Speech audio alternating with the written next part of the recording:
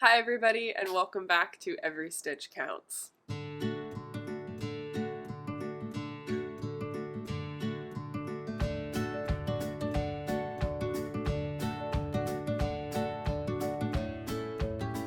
It has been a hot minute since I have been on here, since I have filmed anything, since I've updated everybody on like what the heck is going on with my knitting life, and I guess time just got away from me. It's almost Thanksgiving. It's like fall, summer's over. I think the last time I posted something was right before I went to the East Coast for my like summer vacation. That was an incredible trip, but it just seems since I have been back, it's just been nonstop, and hard to like get anything done. But I think I'm okay with that. Like that's just the reality. We're not all influencers here. Some of us have real day jobs and friends and life and things that take up a lot of time. We don't all just get to sit and craft all day as much as I would like that. So I want to just, thank you for hanging tough, hanging with me. If you're new here, my name is Charlotte. I'm a knitter and a maker based out of the Seattle, Washington area. I live in the city with my dog, Lady. I love to knit. I love fashion, color, texture, culture. I just love all of it. And I feel like knitting is a really cool, unique, and ancient hobby, really ancient way of producing clothing, and I just love making stuff, and I like to talk about it with other people who like making stuff. On this channel, I primarily talk about my knitting, things I'm making, what I'm working on, what I think about things that I've made, and just general thoughts and things that I learn kind of along the way that I hope is helpful to other people. I know that one of the primary ways that I think my knitting really improved on like a dramatic curve when I got back into it a couple years ago was listening to podcasts like this, and it gave me a lot of inspiration. It taught me a lot just listening to how other people did things, how they kind of thought about the problems that they were facing. It really inspired me. So I hope that this is helpful for you as well. It's pretty casual here, and I like it that way. So you won't find a big production here, but if you like listening and like kind of seeing the stuff that I make and the aesthetics that I go for, welcome. Happy to have you here. So excited for you. Grab some water, grab a bit of a hydration. This is water with apple cider vinegar in it. Just a little bit. I can hardly taste it. But did you know that if you drink a little bit of vinegar before you eat anything, it reduces glucose spikes in your blood by 30%. I bet you didn't know that. Now you do. Fun fact. If you want to reduce your glucose levels spiking throughout the day, just drink a bit of vinegar in your water before you eat something. The more you know. Am I right? Okay. What first? Everything's going to be new to you guys because it's been so dang long. So I'm just going to start with things that I've finished. I have finished 2 garments since you last saw me. I've started 2 new ones, and then I have some new yarn, which I'm really excited about. So we'll start with the things that I've finished. The first one being my Cardigan No. 8 by My Favorite Things Knitwear. She's done. She's done, and she's thriving. We love her. This was probably... This was an interesting knit for me. Right off the bat, I was kind of bored with this. It was one of those things that I had a bunch of hodgepodge of yarn laying around. I'll put on the side like what it was, but basically I had a black silk mohair. I had a Debbie Bliss cotton and wool blend, mostly cotton though. And then I had a Debbie Bliss DK wool blend yarn. All 3 of those separate, I really didn't know what I wanted to do with them, and I had had them for a long time. The Debbie Bliss yarns were gifted to me by a friend of mine, and I kind of just, I knew I wanted a black cardigan. I knew I wanted to make that in my wardrobe as a staple piece, and somewhere along the line I just thought, I'll just try to combine all of these, because I had done a couple swatches with just the just the wool or just the cotton and with the silk mohair, and just nothing was really meeting gauge, nothing was giving me a fabric that I liked until I combined all three, and I met gauge for this Cardigan No. 8 pattern. I think it came out pretty nice. It's really heavy. I don't know what it actually weighs, but it's very heavy, it feels very durable, and I think it actually washed up really nice. When I was knitting on this, I was a bit nervous about how it was going to look, but it doesn't pill. I think it's going to be a really nice, long-lasting piece, which is what I really wanted. So I'm very excited with how it actually came out. It's a very simple construction. A little bit about the pattern. It's knit on a US 9, while the ribbing is done in a US 7. And then the double band for the buttons is in double knitting, and that is done on a US 6. The construction of it is very simple. You cast on for the back, you increase for your shoulders and arm holes, and then you knit X amount of centimeters, and then you pick up stitches along the shoulder, and that's going to be your front. You knit one side, do some increases, do the other side, join in the round, knit your body, and then you knit your sleeve. You just pick up your sleeves and do some, a series of decreases, kind of whatever you want, and then your ribbing. And tubular bind-offs for everything is what the pattern calls for.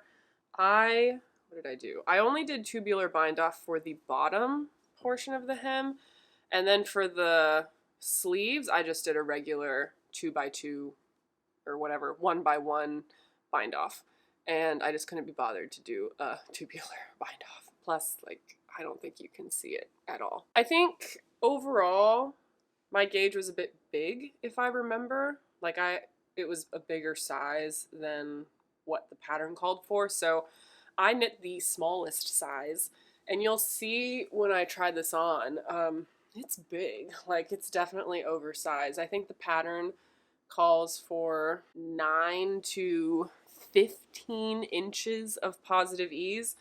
That's a lot of positive ease. If you don't want that, just size down.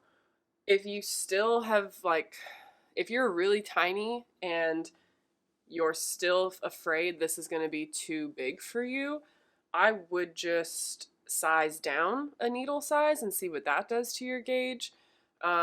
If it still is too big, maybe I probably would have tried to change the gauge with changing the yarn, doing something a bit more drastic with that.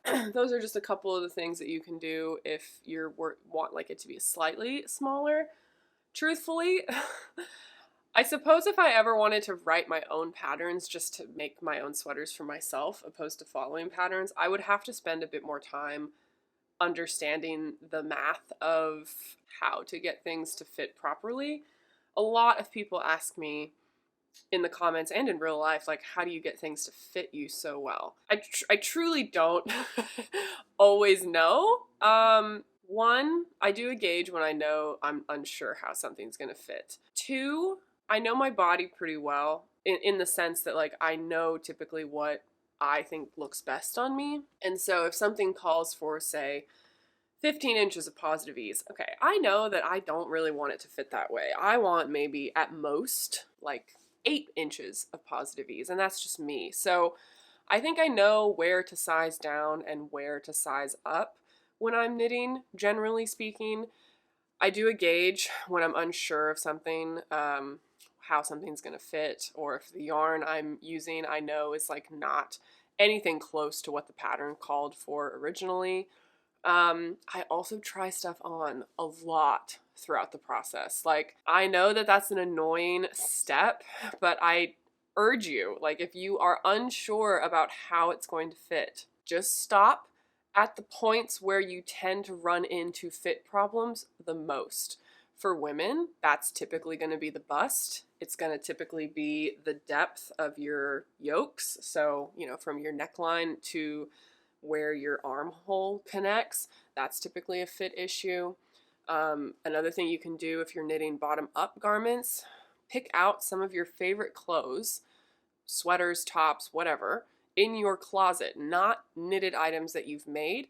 Measure from the bottom of those items to like your armhole, and measure about how many inches or centimeters that is. That will help you get a sense of, you know, how long something should be if you're knitting bottom up before you start to shape for your underarm and your back and your shoulder and all these things. So that's what I always recommend to people. I will always say it's always easier to pull back and rip out a couple inches than it is to have a sweater in your closet or a top in your closet that you hate or you don't wear because it doesn't fit, because you didn't want to stop to take the time to see if it's going to fit in the middle of the process.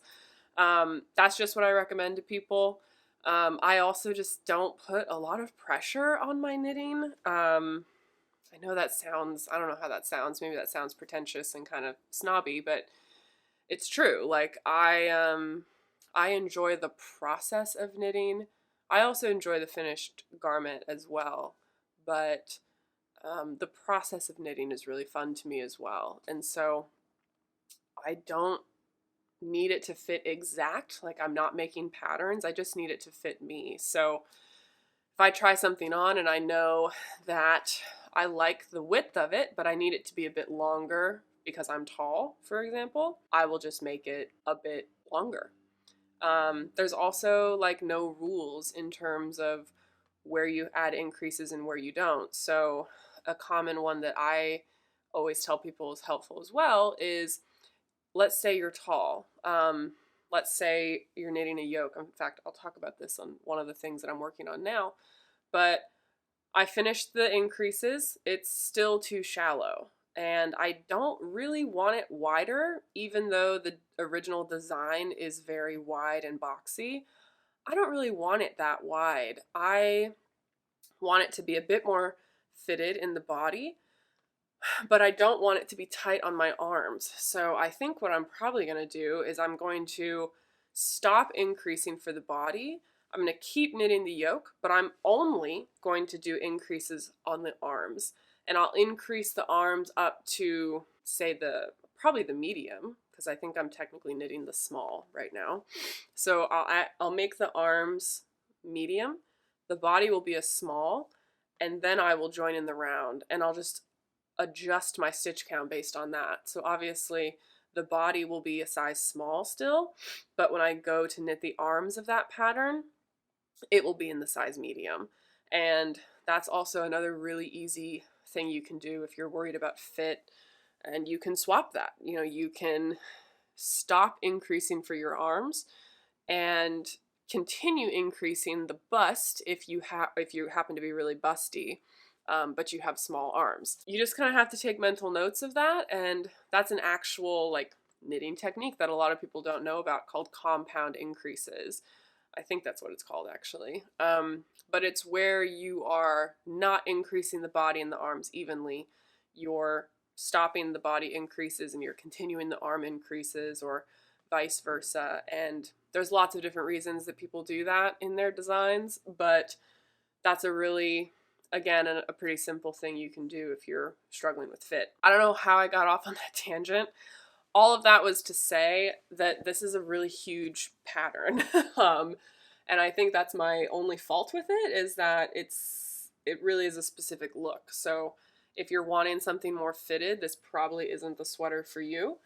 But overall, I think it came out really great. This design is hard to mess up. It's really mindless. It was really easy. A little hard on my hands because it's such a big needle.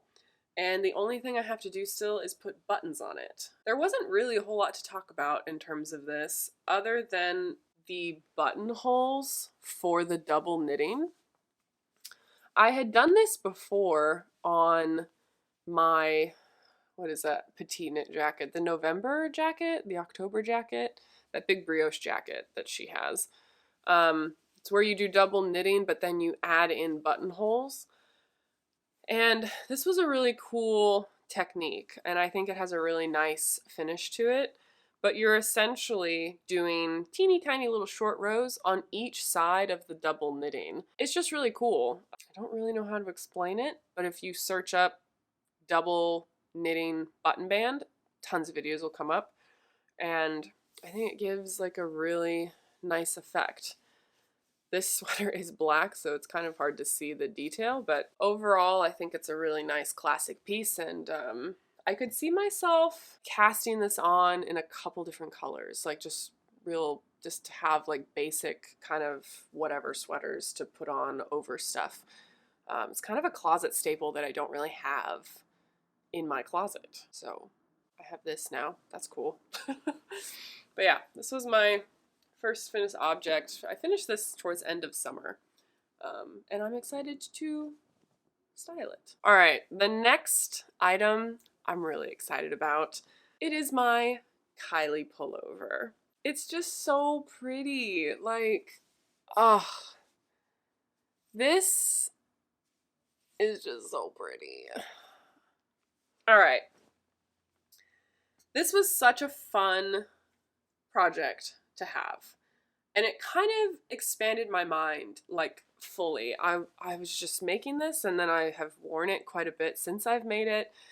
I'm just like, why have I not been making more tops? Why have I been so hyper-focused on sweaters? Why have I not been making, like, t-shirts and little lacy blouses and, like, very feminine, dainty little things? It really expanded my mind, and so I'm excited to make more just tops opposed to sweaters because this is so nice.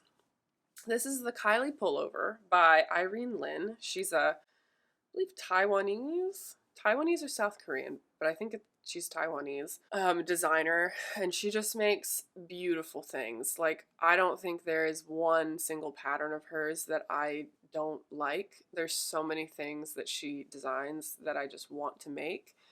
And it's not just that they're beautiful, but they're very trendy items. Like, she just has a really great eye for what people are wearing, what young people are wearing, and you see that in her designs, and I think that's really cool. In addition to them just being classic pieces, she's just such a lovely person, it seems like. But this is the Kylie Pullover, and I made this using the recommended yarn of the pattern, which is the Sundness Garn Lena, and that's the worsted weight version of the yarn. Lena is like a cotton, silk, and bamboo, maybe. I forget what the exact blend of it is, but it's cotton, silk, and then viscose, maybe? It's a summer yarn, and this is the worsted weight version of it. I knit this in US 6 and then a US 4 for the edging. Construction is pretty simple. You actually, to do the back, when you first start, you just cast on in a straight line and knit like X amount of centimeters. And then when you go to pick up for the shoulder, the way you get the neck shaping is you do short rows along the top on each side. So you're not doing any shaping whatsoever on the back portion. The back of this sweater is just a panel. All the shaping is done on the front. And because it's so wide and boxy, there isn't really any other shaping other than the neck shaping. So it's very simple, and it looks way more complicated than it actually is. I would say that, like, if you're a confident beginner, you could absolutely do this. And anyone else, like, this is just a very simple lace motif with a simple cable, and it's all very straightforward. The pattern was written really well. It's super easy to follow, and I can't recommend it enough. I had never done neck shaping like this, but I think it makes a really nice effect. And I originally wanted to do the long sleeve version with a more cropped sweater, but I can't remember at what point, like during the process, I realized I wasn't going to have enough yarn for that, but I tried it on, wasn't confident I'd have enough yarn to do the body and the long sleeves, so I just kind of paused doing the body and then did the sleeves and then confirmed my suspicions, which was that I'm not going to have enough yarn to do the long sleeve version. So I just opted for like a t-shirt type of fit, and I'm really happy that I did. I have long sleeve everything, it seems like, and it's nice to have just like a really pretty handmade t-shirt that I can wear with pretty much everything, because like, is this my color or what? I would say yes. I don't have anything in this color, this like taupey purple kind of color, but I really am liking it. The neckline, you have an option to do 1x1 ribbing on all of the edging and the neckline, or you can do this neckline, which is essentially 2 rows of stockinette knitting, 1 row of purl, and then you bind off with a regular 2x2 bind off. And the 2x2 bind off like does not stretch, so there's a lot of structure to this top, which I really like, and the design is such that it kind of naturally has this boat neck to it, and I really like that it's not going to move anywhere.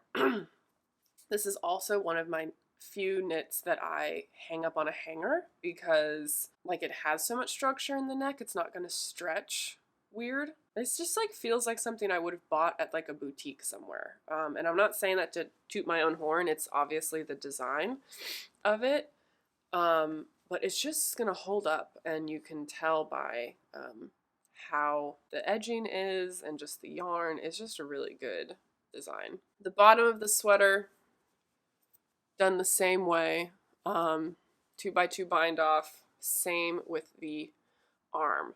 I will say, if you make this, be careful when you do the arms. I was kind of concerned when I did the first arm and bound off that it was going to be too tight. I didn't want it to buckle in, so I ended up binding off really loosely.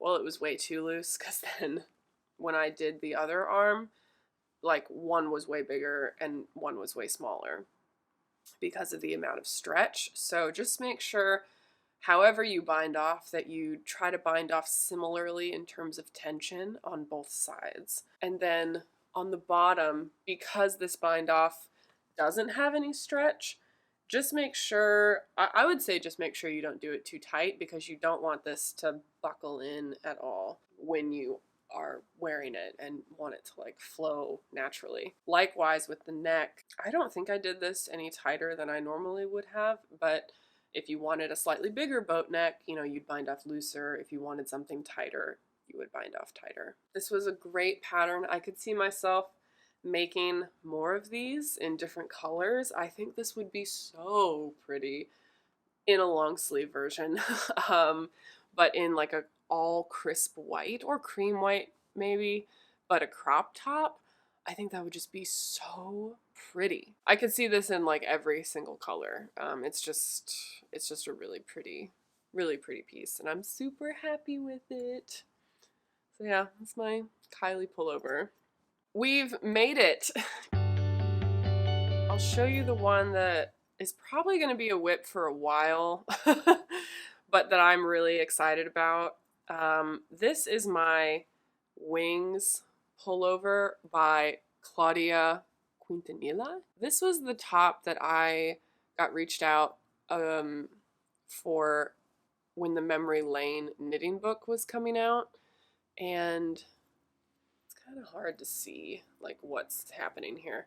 Anyway, it's going to be kind of hard to see on the needles here, but I'm working on the yoke, and this is the top that's like all over lace, and it's also got all these really tiny beads in it. I don't know if the camera is going to be able to pick them up at all.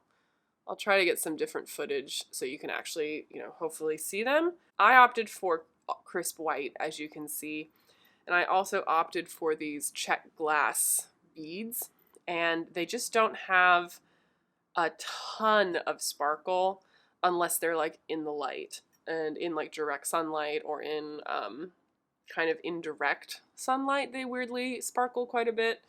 But I've been having trouble getting them to pick up on camera. But this top has been so fun. It's so different than anything that I have made ever. and I can just, it's gonna be like an heirloom, I think. The yarn that I'm using is a silk mohair from Max the Knitter's Company, and this is his silk mohair in Betty White. The actual company name is Les Garçons, I think is how you pronounce it. But his shop is based out of Montreal. And I actually bought this yarn at Flock Fiber Festival here in Seattle. I was looking for something for this pattern, and his yarn was just so, so beautiful. This is so incredibly soft. I'm so excited. I can't wait for it to split for sleeves so I can start seeing how it's actually going to fit. I'm making the, well, okay, so this is again a bit of the saga with the fit. I cast on for the smallest size because it has a ton of ease, which I didn't want all that ease. So I cast on for the smallest size, but I have done the increases up to the size small. So from extra small to small.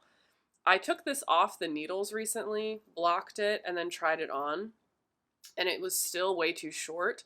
So I think I'm actually going to increase up to, I haven't decided. I'm either going to increase up to the size medium for both and then try it on again and see how it fits, or I'm just going to stop increasing for the body but just keep increasing for the arms so the arms aren't super tight. And hopefully then the yoke will be deep enough and everything will kind of fit as it should. But more on that later. I don't know how that's going to go yet. This is knit on a US 1.5. So very tiny. It goes faster though than I would have thought. The lace is pretty intuitive and it's the same pattern all over. So it's not difficult to remember. It's pretty easy to pick up and see where I'm at in the pattern. And then the beads, to put the little beads on. Again, can you guys see that? These little blue glinty bits, those are the beads.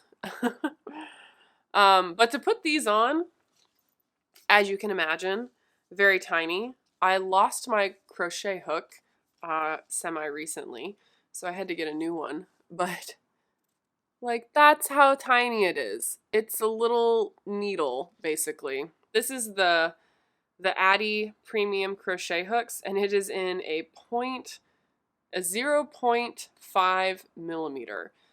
So half of a millimeter, like teeny, teeny, teeny, teeny tiny. I've never used anything this tiny in my life, and that's the only fiddly, annoying part about the sweater is actually putting the beads on. Because it takes so much time, and then obviously as I'm knitting, it's just more and more and more and more time consuming to do it. But all in all, I think this is turning out like exactly the way I wanted it to, and I love the beads. I've been enlightened to this world of using beads in my knitting, and now I'm really excited to explore that niche more and hopefully try to pursue like incorporating more, I don't know, luxurious, elegant, delicate pieces. Like, I think when I think of sweaters and when I think of knitting, and when a lot of people think of knitting, we think of like very rustic, heavy, chunky knitwear, and there's so much more than that to knitwear, and I'm excited to explore that. Like, obviously I love my wool and I love my heavier knits just as much as my finer ones, but to make things with silk and cotton that are just really beautiful, that maybe don't look like what everyone thinks of when they think of someone who likes to knit. I am excited to be kind of leaning into that a bit more and making things that I will have for a very long time. But yeah, this is my wings pullover, and hopefully there will be more progress for this for you to see. But I'm so excited about this, and it's just so pretty. Okay, enough of that. On to the next one. Final whip is my Orken Vest by the Woolfolk design team. I forget the actual designer, but I'll put her name up there. And are y'all ready for this color? I don't think you are. You better sit down, take a sip of something. Because, wow.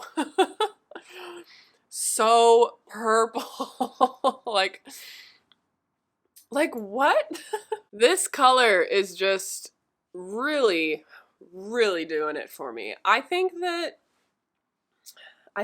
this might be my color. I've fought this pink purple shade for a long time, but recently I've been on I don't know, I guess I must be on a bit of a journey because the blues, the pinks, I'm like, are these my colors? Have I just been wearing the wrong colors my whole life? Probably, because I mean, this is doing something for me, and I don't say that often. um, but this is a vest that is knit bottom up in the flat, as you can see, and it features the tuck stitch, which is this stitch pattern here, and then it features this cable motif thing. It is knit using two different yarns. I have this like bright silk mohair situation. This is from Junie and Sai. I've looked for their website online. It's very hard to find. I also bought this at Flock, and so I'm really not sure where else you could buy this. I believe they have an Instagram, but don't quote me on that. I'm not totally sure. I will look and I will post it below if I find it. The second thing that I'm holding is this Noro yarn that is a single ply, just wool Noro yarn. This was something that my friend also picked up for me at an estate sale along with the black yarn that I used for my cardigan number 8. I don't know what this is. It was unmarked. The only thing I know is that it's from Noro, and I had no idea what to do with this. It's probably a sport weight on its own, but together with the silk mohair, it makes a heavy sport, light DK weight situation. And together, these colors don't really look like they would go super well, but I am loving how they look knit up. If you get really close, it almost looks like a marled yarn effect, which I think is just really cool. I don't have anything like this in this color, and it's funny, I actually had a vintage Pendleton vest almost in this exact same color, but I had to get rid of, and it was a knit, obviously, but I had to get rid of it because it was really old and it had moth holes in it. It just, like, I thrifted it a while ago when I was in my early 20s. I had it, I wore it all the time, but it was just time to let it go. You know, it just wasn't doing it for me anymore. And so I'm excited to have an updated version of that sweater that is brand new, handmade, and arguably better than the original. So I'm almost at the point where I will start doing my decreases for the armholes and doing the rest of the back shaping. This is about 13 inches now, so I'm long torsoed, so it'll hit me about here. I might do 2 more rows and then start doing my back shaping because this will block out quite a bit.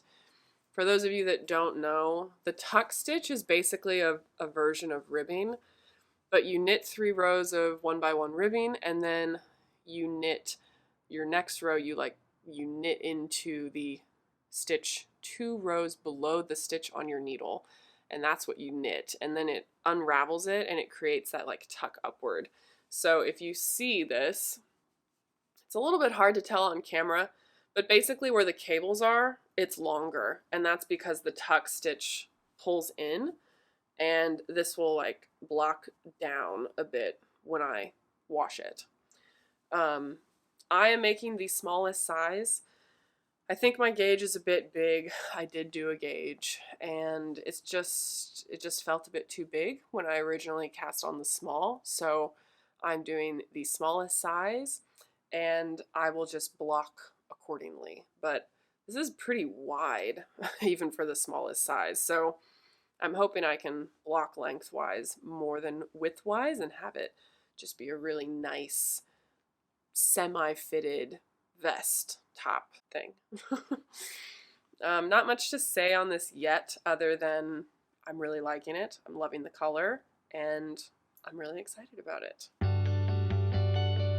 acquisitions. We're running low on battery here, so hopefully I make it. But I bought these. No, I did not. My mom bought these for me a couple months ago, towards the end-ish of summer. We were hanging out, went to a yarn shop, found this stuff randomly, and I just loved the color. Again, have I just been missing out on what my color is all this time? Because this blue, like, spoke to me. It complements what I'm wearing right now. I'm just like, who is she? 2025. I don't know who she's going to be, but I'm excited to meet her. This is the Juniper Moon Zoe Soft Cotton Linen Blend yarn. This is a 60% cotton, 40% linen. And if I remember correctly, this was pretty affordable. This yarn is made in Spain. The color is 25 Twilight Blue, and it's 284 yards per skein.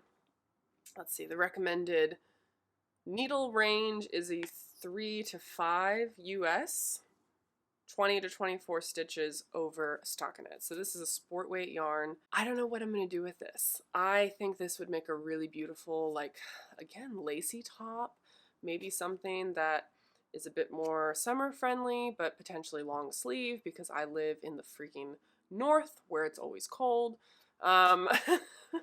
But I still like to wear, you know, my dainty summer things. So more on this. I think that this is like the type of yarn that the Kylie slipover would look really great in.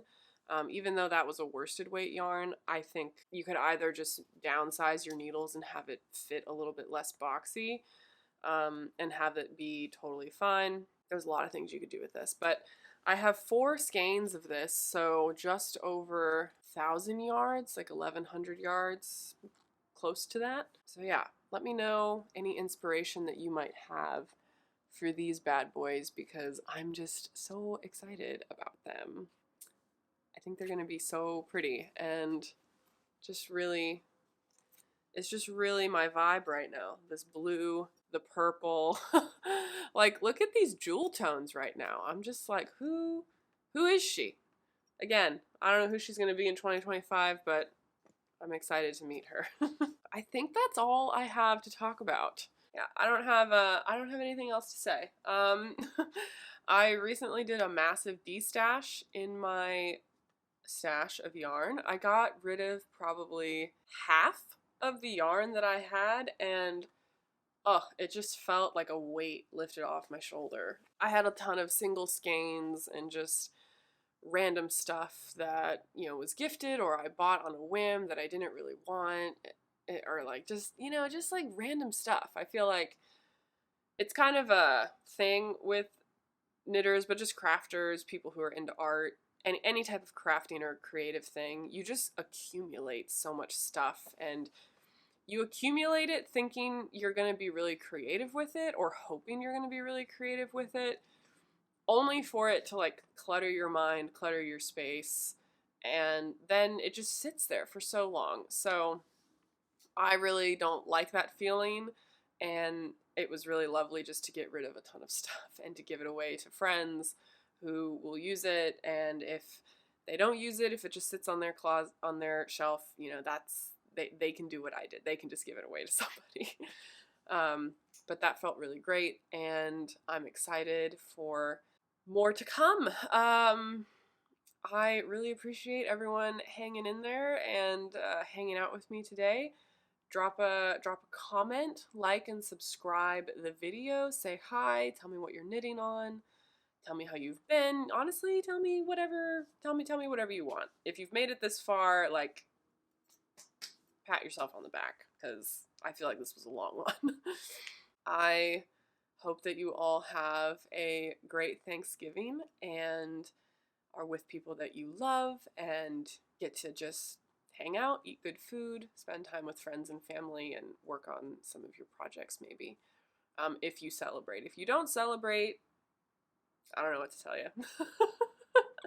No, if you don't celebrate, you know, I'm very thankful for everybody here. I'm very thankful for this channel and for this little outlet of mine. It's just been such a sweet, sweet gift over the year. And I'm excited to continue continue on with it, even if I get busy and don't always have the time to put into it. But without further ado, I am going to sign off for now, maybe make a cup of tea, go for a walk, work on some knitting. I don't know what I'm going to do. I'll go to the gym. I'm going to go to the gym. I've been going to the gym a lot. 2025, me will definitely be a gym girly. That's for damn sure. I have been loving that version of me who's been taking better care of their body and just more committed to that I feel than I ever have been in my life. I've never been a huge fitness person. I like to be active, but in terms of actually like training and pushing myself intentionally, I've never really been into that. But I've just found, I don't know, as you get older, you care more about that stuff and less intimidated by it. I've been feeling like way less intimidated by the gym and the people that go to the gym. And so I've been doing that a lot recently too. And so I'll probably do that today. Move my body, moving and grooving. And yeah, thank you all for being here. I will see you next time. Stay classy. Bye.